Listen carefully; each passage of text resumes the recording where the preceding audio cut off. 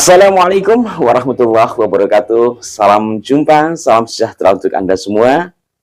Salam persaudaraan dari kami, Aras 9 Channel. Saudara-saudaraku, beberapa hari ini hangat lagi tentang kitab Zazaman atau bukti semasa berkenaan dengan diskursus nasab Ba'alawi atau para Habib.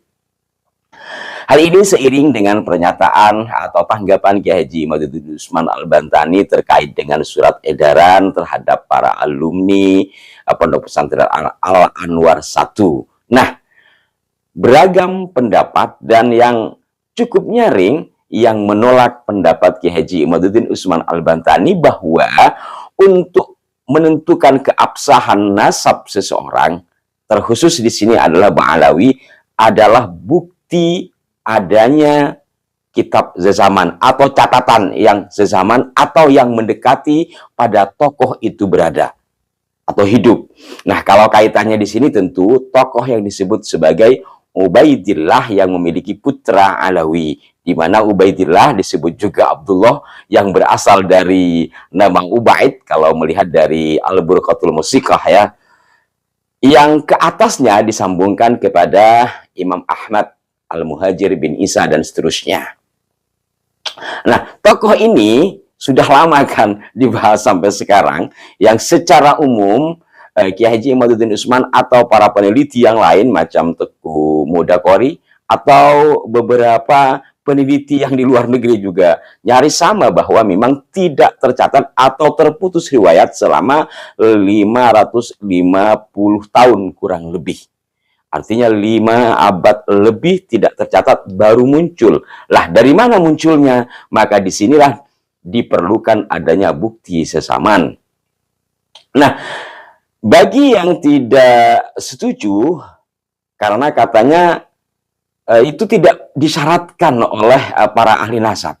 Dan ini juga sempat disampaikan oleh seorang kiai yang menjadi pengurus di salah satu organisasi besar di negeri ini, yang juga agak mencemooh Kiai Imad bahwa persyaratan itu adalah persyaratan buatan Pak Imad katanya, dan orang harus mengikuti Pak Imad.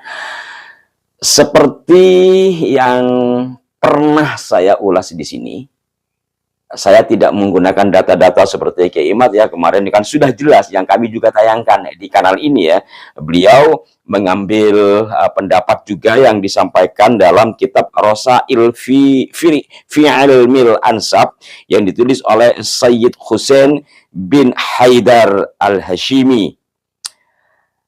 Jelas di situ arahnya ke sana. Tetapi tanpa ada pendapat seorang ulama nasab sekalipun, seperti yang pernah saya sampaikan di sini, bahwa nasab itu tidak lepas dengan kriteria atau kategori penelusuran sejarah.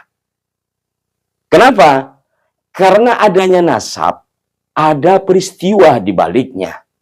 Ada orang lahir, yang lahir ini tentu memiliki ibu, memiliki bapak, memiliki kakek, sampai ke atas ke Nabi Adam. Dia memiliki anak nantinya, kemudian memiliki cucu, cicit, dan seterusnya. Peristiwa-peristiwa ini kan sejarah.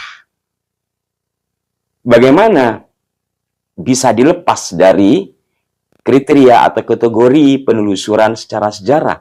Orang lahir itu kan peristiwa sejarah, historis. Maka bagaimana kalau tidak ada bukti sesaman atau yang mendekati di masa hidupnya atau masa akhir hayatnya? Setidaknya kalau untuk mendekati ini secara umum kita akan bisa melihat kepada kategori umum pula. Biasanya orang itu pasti tahu bapaknya siapa, kemudian kakeknya, dan biasanya juga sampai pada buyut ya. Ke atasnya sudah jarang. Seperti saya punya bapak, saya masih ingat siapa nama bapak saya, dan alhamdulillah juga masih ingat nama bapaknya bapak saya. Dan tambah sekarang, anggaplah anak saya, dia tahu nama saya sebagai bapaknya, terus tahu nama bapak saya sebagai kakeknya, kemudian tahu pula bapak dari kakeknya alias buyutnya, dan seterusnya. Artinya setidaknya mulai dari ya setidaknya tiga generasi lah ya, dari anak ke bapak ke kakek ke buyut, sekitar 3 atau 4 generasi umumnya itu ingat secara umum ya. Kalau ada yang nggak ingat hal lain, secara umum orang pasti ingat. Maka mengambil rata-rata seperti ini, kalau usia rata-rata orang atau umat Kanjeng Nabi Muhammad itu di 60 atau mungkin 70, ya setidaknya di angka 30 tahun kali 3 atau kali 4. Ya kisarannya sekitar 100 tahun lah. Masih ada yang diingat nama kakek dan buyut. Maka kalau saja ada catatan pada masa-masa seperti itu, ini memungkinkan kebenarannya. Karena apa? Rata-rata secara umum orang tahu sampai 3 generasi ke atas. Yang terjadi sampai hari ini kan masih mutaraddidan fi mahalihi gitu, kalau bahasa prokem Arab ala pesantrenan, mupung-mupung di tempatnya saja kan. Ada seorang pemuda yang katanya sudah sampai kemana-mana dan memiliki kitab bukti zaman, bukti kitab zaman, faktanya sampai sekarang tidak diperlihatkan. Ini kan bukan persoalan infotainment. Maka dari sini bisa ditengarai sangat memungkinkan kelompok Ba'alawi ini, mohon maaf, memang tidak memiliki bukti seperti itu, sehingga dikuatkan bahwa tidak ada persyaratan mencari kitab zaman. Lalu bagaimana? Peristiwa sejarah tidak ada kitab zaman, atau setidaknya pada orang-orang yang hidup di masanya itu, lalu menceritakan pada hari tuanya umpamanya. Kalau tanpa itu bagaimana? Semua orang bisa ngarang. Wong sejarah Nahdlatul Ulama, kalau saya komparasi, kalau saya elaborasi dengan sejarah Nahdlatul Ulama ya, jelas ada bukti sezamannya, baik internal ataupun eksternal. Itu saja masih banyak yang mengaburkan.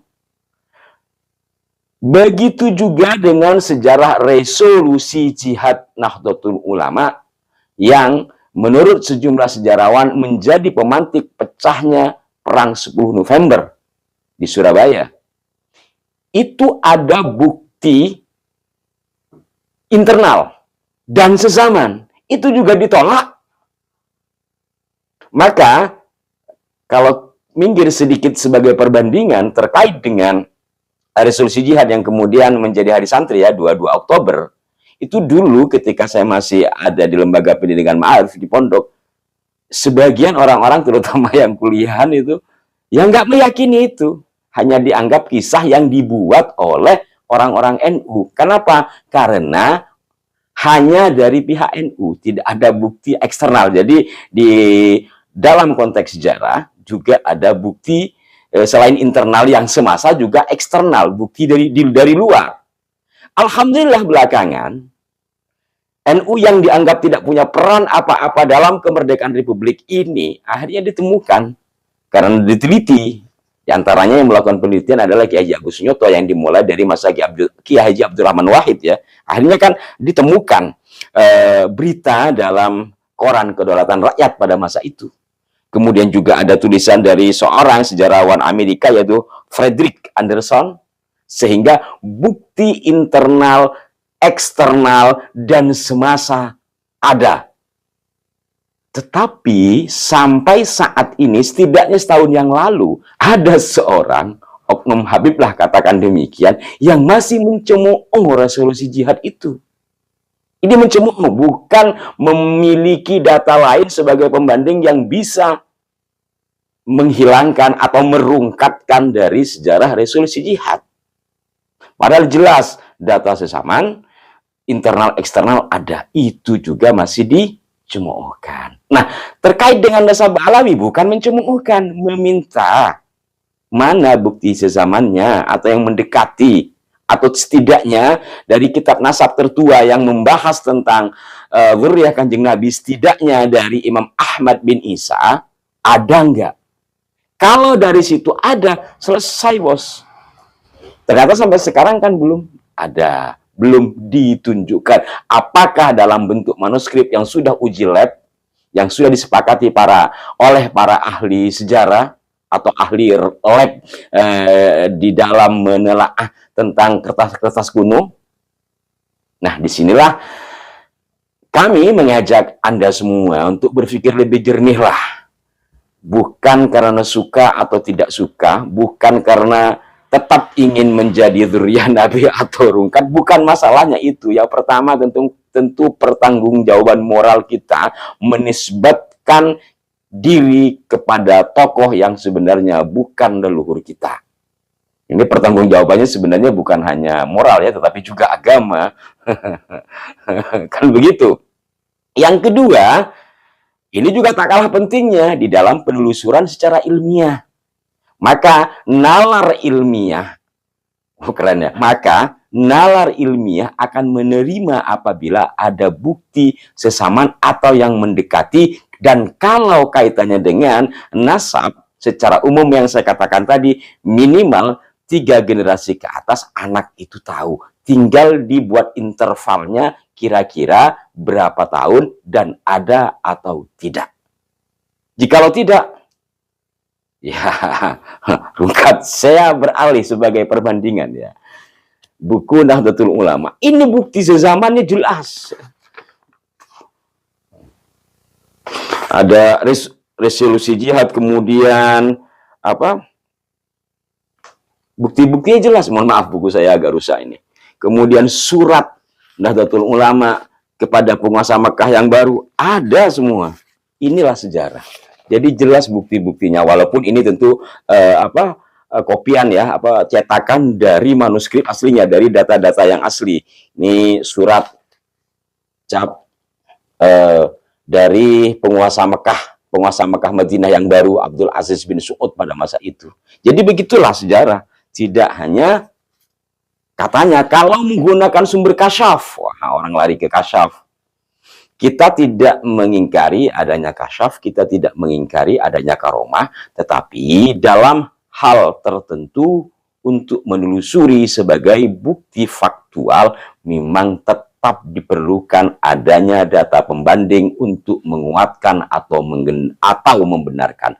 Tanpa itu tentu tertolak secara ilmiah. Nah, demikianlah saudara-saudaraku sekalian. Dalam hal ini saya hanya mengajak Anda semua untuk mengisi ruang-ruang fikir kita. Tidak usah terlalu berbelit-belit. Pada dasarnya, bukti-bukti sezaman dalam hal-hal tertentu itu dibutuhkan dan bahkan menjadi satu hal yang wajib menurut hemat saya untuk memastikan kebenaran sebuah peristiwa atau adanya runtutan nasab seseorang. Mohon maaf jika ada kekeliruan. Sampai jumpa. Wassalamualaikum warahmatullahi wabarakatuh.